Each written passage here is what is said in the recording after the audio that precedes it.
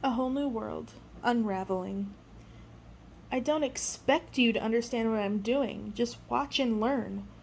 Lit harshly red from below by lava that flowed through his secret workshop, shears in hand, Jafar looked like a terrifyingly evil tailor. He pursed his lips and raised an eyebrow, pulling back from his work to get a better perspective. Then he made his decision, chose a point, and started clipping. The cloth he was working on shuddered. The brightly colored carpet was stretched taut across a rack, usually reserved for human victims, its three remaining tassels pinned with cruel barbed nails into the head and footboards. As Jafar squeezed the shears and tore its fabric, the poor thing roiled and rolled. Bits of thread and fluff from the nap fell to the floor in a strange liquid stream like blood.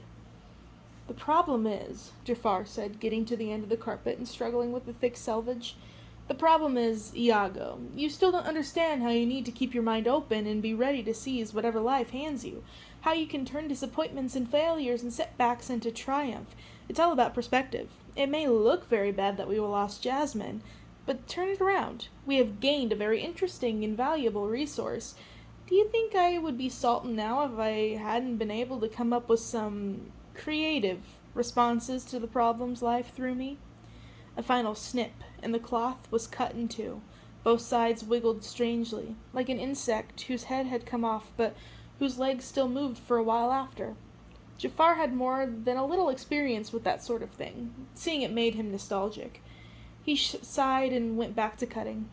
"You have no idea. Not at all, Iago. You've lived your life pampered and plush in those gilded halls. Everyone gives you treats and crackers. Even that stupid old Sultan used to spoil you. When I was a boy, my mother gave me nothing but my name. I was sold as a slave to the first person who could take me. I didn't get crackers. I can tell you that, Iago. I had worked hard and planned consistently and be creative to get out of my lot." He grew quiet, concentrating on pushing the shears through the next piece of resisting cloth. With more slack, it could now also struggle more, and Jafar had to grip it tightly. Beads of sweat popped out its pallid forehead. The room was silent except for the sickening sound of the blades against thick, crunching fabric. The pile of strange glistening threads pooled out over the floor. Then he finally made it all the way through again. Jafar cackled in triumph. He held up a wide strip of carpet that was frayed into its two long edges. It weakly twisted and squirmed in the air. "Perfect. Don't you think so, Iago?" But of course, the room was empty except for the carpet and the sorcerer, and no one answered him.